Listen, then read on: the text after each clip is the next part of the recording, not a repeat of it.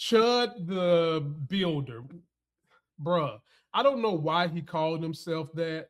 He should have called himself Brokeback Mountain. Have y'all ever seen this MFer? Anyway, there is a scholar named Tim Wise. Please go give him a follow on IG. This man puts out great work, ladies and gentlemen. But Chud, Brokeback Mountain, got arrested. And I would contend to you, if you don't know what Chud does, ladies and gentlemen, he goes to places with his little camera crew, wearing his cowboy hat, with his ravishing Rick Rude mustache, and he antagonizes black people. He's always careful where he does that at. And that's the mantra of those type of white dudes.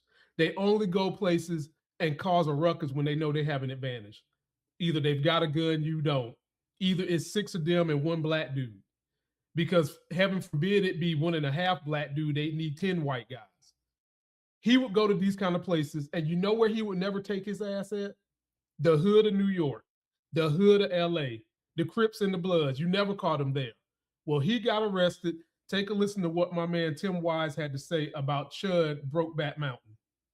So I know I'm a bit late to the party when it comes to this asshole, you know, this Chud the Builder guy, the Village People looking motherfucker that's been walking around Nashville, my hometown, trying to provoke black people into attacking him by saying the N-word. I guess he's trying to prove something about black people being the stereotype that he believes, right? That they're always looking to fight, that they just can't control their emotions. So he calls him the N-word, hopes that they're going to attack him, and then he can, I guess, unalive them by pulling out the weapon that he carries with him at all times.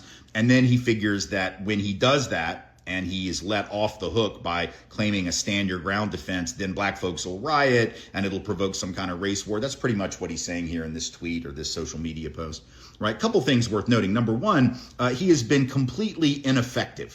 Black folks actually haven't taken the bait, right? They've ignored him for the most part.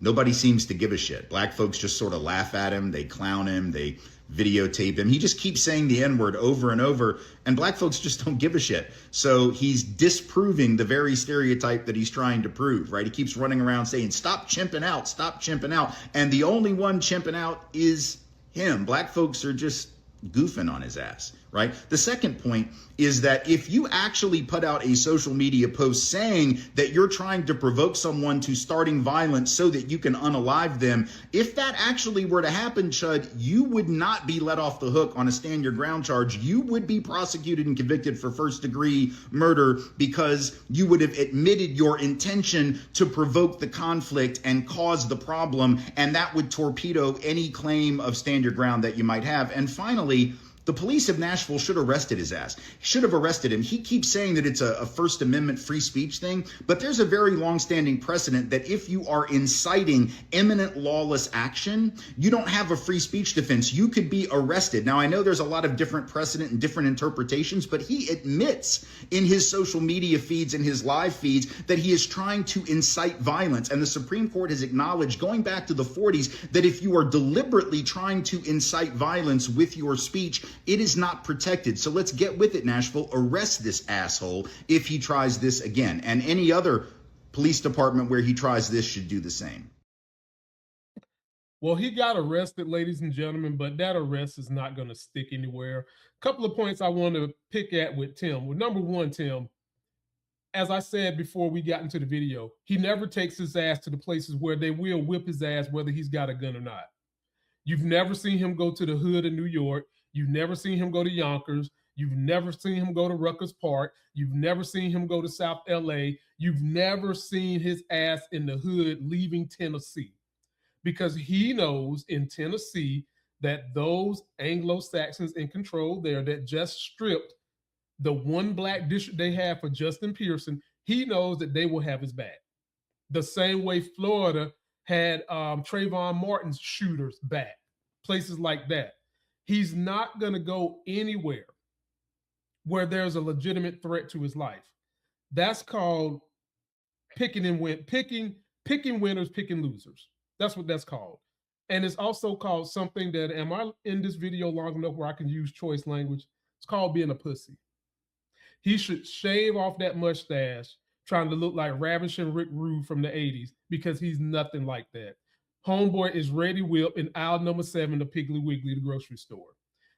He would not take that little act outside of Tennessee and go to somewhere where they have tighter gun rules and go somewhere where the hood folks don't care about your little YouTube and all that.